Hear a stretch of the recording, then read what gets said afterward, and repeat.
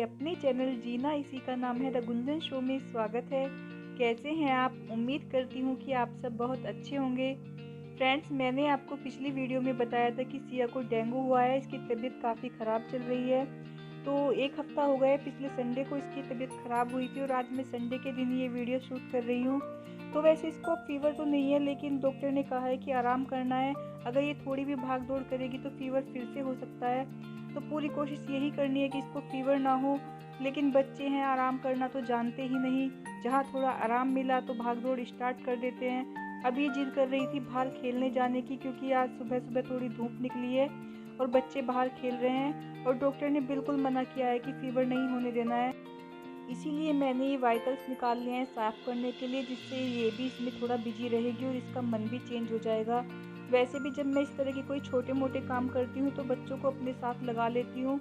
जैसे जब किचन साफ़ करती हूँ तो किचन के खाली डब्बे धूप में रखने का काम मैं इन दोनों को ही सौंपती हूँ और फिर वापस भी यही ला कर रखते हैं। मेरा मानना है कि बच्चों को इस तरह से छोटे मोटे काम कराते रहना चाहिए।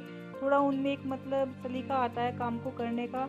तो यही सोचकर मैंने इन दोनों को अपने साथ लगा रखा है। वैसे भी आज संडे है तो सुबह के टाइम की काम की कुछ जल्दी नहीं है और संडे को वैसे मैं नाश्ता और खाना एक साथ बनाती हूँ, तो इससे थोड़ा टाइम मिल जाता है बच्चों के साथ। और वैसे भी आज हमें दोपहर बाद सिया का टेस्ट कराने जाना है। इसकी जो अब तक रिपोर्ट आई है, जो हम 3 दिन से टेस्ट करा रहे हैं, उसमें इसकी प्लेटलेट अभी थोड़ा डाउन ही आ रही हैं। तो आज पता चल जाएगा कि क्या आगे क्या हमें करना है, इसको एडमिट कराना है या फिर यही ट्रीटमेंट चलता रहेगा। अगर इसकी प्लेटलेट बढ़ती हैं तो कोई बात नहीं, वरना फिर डॉक्टर ने कहा है कि आप इसको एडमिट करा देना। वैसे आज थोड़ा ये ठीक लग रही है, फ़ीवर भी इसको नहीं हुआ है। तो बस यही देखते हैं कि टेस्ट कराने के बाद रिपोर्ट में क्या आता है। और ये देखिए, मैं बच्चों के जब वाइकल साफ़ कर रही हूँ तो इनके साथ जो इनकी बीती यादें हैं वो भी मुझे याद आ रही हैं। ये जो पिंक वाली रिक्शा है, ये हम ओम के फर्स्ट बर्थडे पर लेकर आए थे और इसको देखकर ओम बहुत खुश हुआ था। तो जब मैं अब इसको साफ़ कर रही हूँ तो इसके फेस की वो स्माइल जो इसको देखकर इसके फेस पर आई थी, वो मेरी आंखों के सामने हूबहू आ रही है। और ये सारे वाइकल साफ़ हो गए हैं। देखिए, इनके साथ साथ जो यादें हैं वो मैं आपके साथ साझा कर रही हूँ। ये पिंक वाली रिक्शा है, ये हम ओम के फर्स्ट बर्थडे पर लाए थे। और ये ग्रीन जो कार है, ये सेकंड बर्थडे पर, स्कूटर थर्ड बर्थडे पर लेके आए थे। और इसके फोर्थ बर्थडे पर हम इसकी साइकिल लेकर आए थे, जो इसने जाकर फिफ्थ बर्थडे पे चलानी स्टार्ट की थी। और फिफ्थ बर्थडे पे हम ये वाला स्कूटर इसका लेकर आए थे। और इस बार जो इसका सिक्स्थ बर्थडे हुआ है, उस पर हम उसके लिए पायरेट शिप लाए थे, जिसकी वीडियो मैंने आपके साथ शेयर भी की थी। तो बस अब मैं नहाकर और बच्चों को नहलाकर किचन में जाकर नाश्ते की और खाने की तैयारी करती हूँ। तो मैं आ गई हूँ किचन में। मैं बना रही हूँ आज कढ़ी पकोड़ा। मैंने सोचा कि चलो ये रेसिपी अब मैं आपके साथ शेयर करती हूँ, क्योंकि एक बार मैंने कढ़ी बनाई थी तो सबने काफ़ी पसंद की थी। तो मुझे लगा कि शायद हो सकता है कि मेरा बनाई रेसिपी आपको थोड़ा इजी लगे, या हो सकता है कि आप मुझसे इजी तरीके से बनाते हो। तो फिर वही सोचकर मैं आज की रेसिपी के आपके साथ शेयर कर रही हूँ। तो मैं बना रही हूँ कढ़ी पकौड़ा। मैं 4 लोगों के हिसाब से बना रही हूँ, तो इसके लिए मैंने लगभग 1 कटोरी बेसन लिया है और इसमें हल्दी, नमक, मिर्च मिला दिए हैं। और फ्रेंड्स, इसमें हम जितना बेसन लेते हैं उसके बराबर ही हमको दही लेनी होती है। जैसे मैंने लगभग 1 कटोरी बेसन लिया है तो 1 कटोरी के लगभग ही मुझे इसमें दही लेनी है। फ्रेंड्स, एक बात का हमें ध्यान रखना है कि दही जितनी खट्टी होगी हमारे कढ़ी पकोड़ा उतना ही टेस्टी बनेगा। और फ्रेंड्स, आप सोच रहे होंगे कि ये कढ़ी पकोड़ा कढ़ी जैसा लगता होगा, लेकिन ऐसा बिल्कुल नहीं है। आप एक बार ज़रूर बनाएं।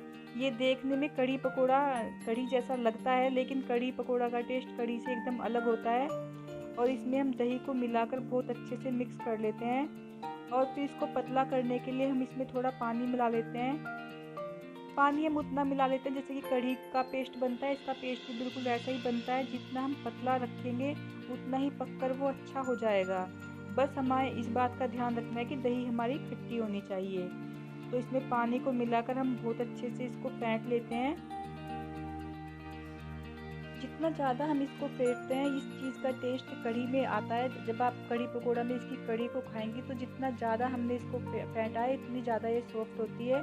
और फ्रेंड्स, इस कढ़ी पकोड़ा की रेसिपी में डबल तड़का लगता है, तो एक तड़का हम अब लगा लेंगे और एक जब ये तैयार हो जाएगी उसके बाद लगता है। तो पहला तड़का लगाने के लिए मैं कुकर में थोड़ा सा ऑयल डाल लेती हूँ। वैसे फ्रेंड्स, अगर आप घी का तड़का लगाएं तो वो ज़्यादा टेस्टी लगता है, लेकिन हमारे यहाँ पर घी खाना कम पसंद करते हैं, तो इसलिए मैं ऑयल का यूज़ कर रही हूँ। और थोड़ा सा पेस्ट में ना मैं लाल मिर्च का जो कलर आता है वो डाल दे रही हूँ, इससे कलर बड़ा सुंदर आता है। फ्रेंड्स, इसमें तड़का लगाने के लिए हम राई का यूज़ करते हैं, राई से इसमें बहुत अच्छा टेस्ट आता है। तो सबसे पहले मैं इसमें राई और 4-5 साबुत काली मिर्च और हींग का तड़का लगा लेती हूँ। इससे राई का तड़का लगाने से हैदराबादी टेस्ट आ जाता है और कढ़ी का टेस्ट एकदम बदल जाता है। जब ये हल्की हल्की भुन जाए तो उसके बाद मैं इसमें बारीक कटी हुई प्याज और थोड़ा सा साबुत धनिया डाल दूंगी। और उसके बाद इसको लगातार चलाते रहते हैं। इसको हमें तब तक भूनना है जब तक हमारी ओनियन हल्की ब्राउन ना हो जाए। गोल्डन ब्राउन होने के बाद हम इस पर जो मैंने पेस्ट बनाया था वो डाल देते हैं। तो देखिए, मैंने पेस्ट इतना पतला रखा है कि काफ़ी कढ़ी को पकने के लिए टाइम मिल जाएगा, क्योंकि पेस्ट जितना पतला होगा उतना ही ज़्यादा हम इसको पकाएंगे और जितना ज़्यादा कढ़ी पकेगी उतना ही टेस्टी लगती है। ये हम अगर सिंपल वाली कढ़ी बनाते हैं उसमें भी यही है, जितना ज़्यादा कढ़ी पकती है उतना ज़्यादा उसका टेस्ट बढ़ता है। और कढ़ी पकौड़ा की कढ़ी में भी इसकी कढ़ी को काफ़ी पकाना होता है। कढ़ी पकौड़ा के साथ राइस काफ़ी अच्छे लगते हैं। मैंने कल राइस बनाए थे, वो बचे हुए थे, तो थोड़ा घी और जीरा लौंग डाल के मैं उनको फ्राई कर लेती हूँ। तो बस मेरा दोपहर का खाने का काम हो जाएगा, उसके बाद हम डॉक्टर के चले जाएंगे। और बच्चों को मैंने खिचड़ी बनाकर खिला दी थी, क्योंकि वो तो कढ़ी पकौड़ा नहीं खाते हैं। और सिया के लिए भी खिचड़ी थोड़ा ठीक रहती है और रोम को खिचड़ी बहुत ज़्यादा पसंद है। तो बच्चों का तो मैंने कर दिया है, बस अभी दोपहर के खाने का काम हो जाएगा, उसके बाद हम डॉक्टर के चले जाएंगे। क्योंकि डॉक्टर के जाने के बाद इतना टाइम लग जाता है, आके कुछ करने का मन ही नहीं करता और वैसे भी फिर खाने के लिए लेट हो जाता। तो इसलिए मैंने नाश्ते का और खाने का काम साथ के साथ कर लिया है।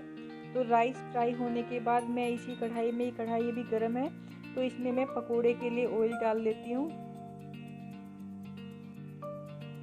जब तक ऑयल गर्म होता है तब तक हम पकोड़े के लिए पेस्ट बना लेते हैं। तो इसके लिए हमें बेसन, वो तो हम पे डिपेंड करता है कि हमें कितने पकोड़े बनाने हैं, क्योंकि इसके पकोड़े हम नाश्ते के तौर पर भी खा सकते हैं। तो मैंने थोड़ा ही बेसन लिया है और बेसन में सारे मसाले जैसे नमक, मिर्च, हल्दी, बारीक पिसा धनिया और इसमें बहुत बारीक कटी हुई प्याज हम मिला लेते हैं और इसको बहुत अच्छे से मिक्स कर लेते हैं।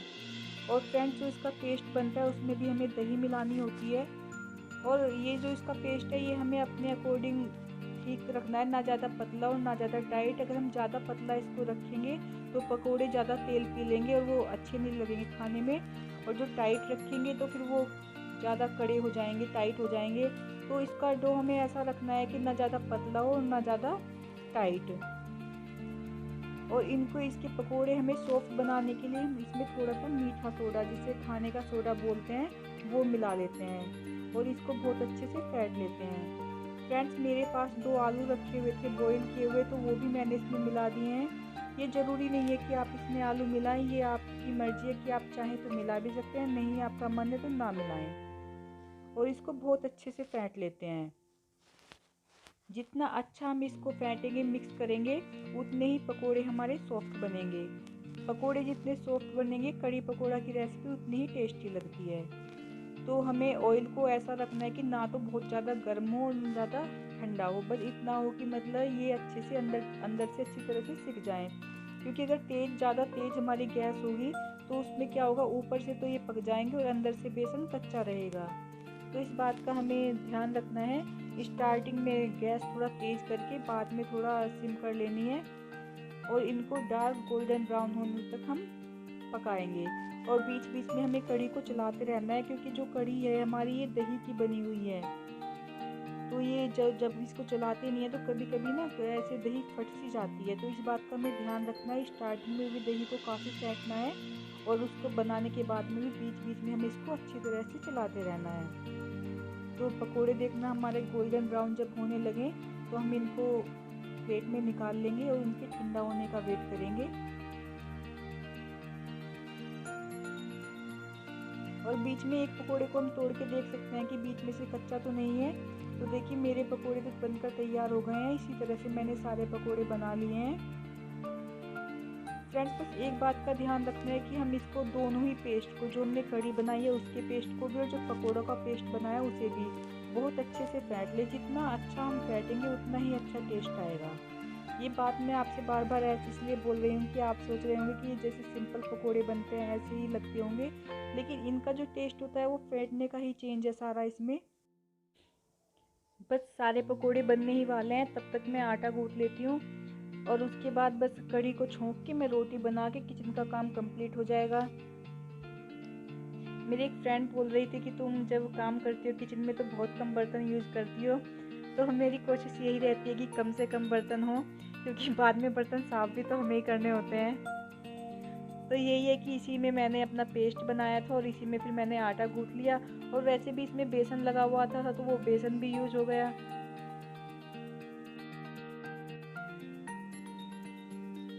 पकोड़े सारे तैयार हो गए हैं, तो मैं इसमें अब बस फाइनल तड़का लगा लूँगी। इसके लिए मैं इसमें थोड़ा सा हींग, बस चुटकी भर हींग, क्योंकि हमने हींग जब पहले छोंक लगाया था तब भी डाला था, तो अब तो बस जो हींग डालना है वो स्मेल के लिए डालना है, इससे बड़ी अच्छी खुशबू आती है। तो थोड़ा सा हींग और 2-3 साबुत मिर्ची और हल्का सा साबुत धनिया और लाल मिर्च पाउडर कलर के लिए, ये डाल के हम इसमें फाइनल तड़का लगा लेंगे। और जो करी पत्ता है वो सबसे लास्ट में डाल देंगे। और जब हमारा छोंक अच्छे से तैयार हो जाए तो हम सारी कड़ी को इसमें मिला देते हैं, और उसके बाद में जो पकोड़े हैं वो हम कड़ी में डाल के हल्का सा इसको पकने देते हैं। ज़्यादा नहीं पकाएंगे क्योंकि हमारे पकोड़े बहुत सॉफ्ट हैं, वो उसी में कड़ी में ही फूट जाएंगे। तो हमें इस बात का ध्यान रखना है कि हमें पकोड़ों को डालने के बाद कड़ी को ज़्यादा पकाना नहीं है, बस 2 या 3 मिनट के लिए। फ्रेंड्स, मैं तो कड़ी पकोड़ा इस तरह से बनाती हूँ, आप कैसे बनाते हैं एक बार कमेंट बॉक्स में मुझे ज़रूर बताएं। तो कड़ी पकोड़ा बन गया है, राइस बन गए हैं, और अब बस रोटियां बनाने के बाद हम खाना खा के फिर डॉक्टर के चले जाएंगे, और वहाँ से आने में शाम ही हो जाएगी, क्योंकि घर से बाहर निकलते ही भीड़ ही इतनी मिलती है, कहीं भी जाओ। और डॉक्टर्स के तो बुरा हाल है, ये देखिए कि सुबह से जाके शाम तक नंबर आता है। तो बस मुझे वैसे रोटियां 4-5 ही बनानी है, राइस के साथ में तो रोटी ज़्यादा नहीं चलती हैं। तो बस हम लोग खाना खा के निकल ही लेंगे अब।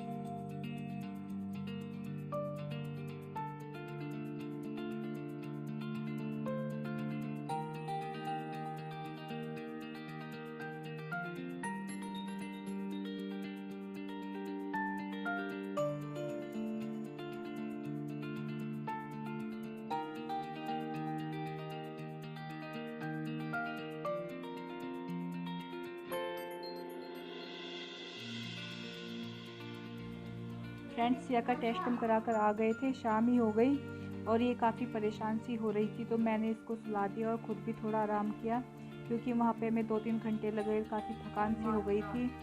और अब हो गई है शाम, तो मैं ओम का होमवर्क करा रही हूँ, और सिया काफ़ी परेशान हो रही है क्योंकि इसके हाथ में एक जगह ही बार बार नीडल लग रही है, तो ये काफ़ी दर्द कर रहा है, और हाथ पे थोड़ी स्वेलिंग भी आ गई है। और बच्ची ये इतना समझ नहीं पाती, हाथ को बार बार ज़्यादा हिला देती है तो उसमें पेन होने लगता है और थोड़ा थोड़ा ब्लड भी आने लगता है। तो ये अभी सोकर उठी है और थोड़ी परेशान सी हो रही है, और रिपोर्ट तो शाम तक ही आएगी, शाम को इसके पापा लेकर आएंगे। तो बस अब तो यही देखते हैं कि क्या आता है रिपोर्ट में, बस भगवान से बार बार यही प्रेयर कर रही हूँ कि इसकी रिपोर्ट ठीक आ जाए। एक बार रिपोर्ट ठीक आ जाएगी तो कोई प्रॉब्लम नहीं है, एक बार प्लेटलेट बढ़ने की तरफ होंगी तो फिर दिक्कत नहीं है। अब तक जो है बार बार प्लेटलेट्स की डाउन ही आ रही हैं, पता नहीं क्यों ऐसा क्यों हो रहा है, या तो यही है कि फीवर जो इसको हुआ स्टार्टिंग में वो काफ़ी तेज़ हुआ है। और बस जब बच्चों को कुछ हो जाता है तो बच्चे तो परेशान होते ही हैं, पेरेंट्स भी काफ़ी परेशान हो जाते हैं। देखते हैं अभी इसकी रिपोर्ट में क्या आता है।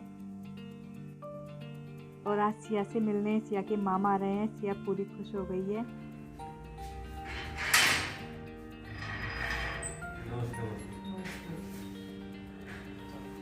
अरे सिया, ओम,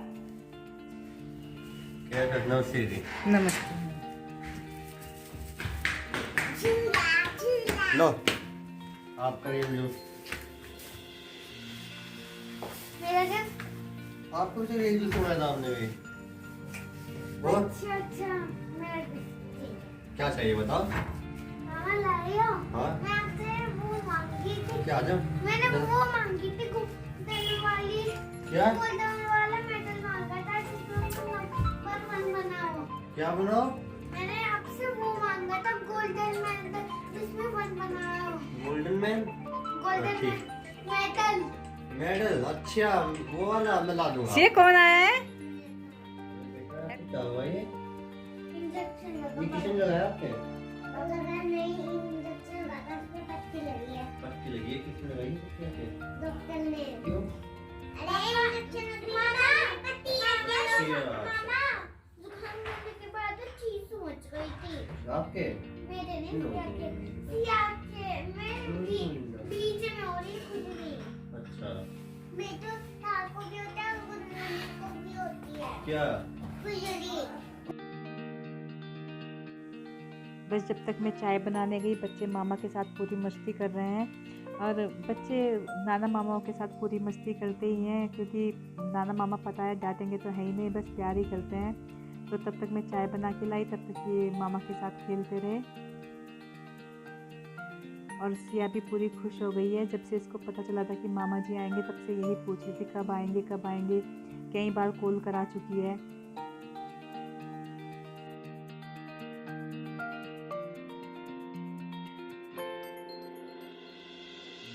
हम लोग चाय नाश्ता तब तक कर रहे हैं। अभिषेक इसकी रिपोर्ट लेने गए हैं, 8 बज गए हैं, तो 8 बजे के लिए बोला था कि 8 बजे आ जाना रिपोर्ट लेने के लिए। वैसे आज मुझे लग रहा है कि इसकी रिपोर्ट ठीक आ जाएगी, क्योंकि आज काफ़ी ठीक लग रही है इसकी तबीयत। वरना कल तक तो क्या था कि अगर ये इतनी देर खेल लेती थी तो इसको एकदम से थकान आ जाती थी और ये सो ही जाती थी। आज तो फिर भी काफ़ी ठीक है। ठीक है ये। और ये सिया की रिपोर्ट आ गई है। बस यही है कि सब कुछ ठीक आया हो। सही है सब। बढ़िया है। 189। तो पिछले 3 बार से हम रिपोर्ट करा रहे थे, इसकी प्लेटलेट कमी आ रही थी, और इस बार इसकी प्लेटलेट ठीक आई है। तो अब जाके कहीं जान में जान आई है।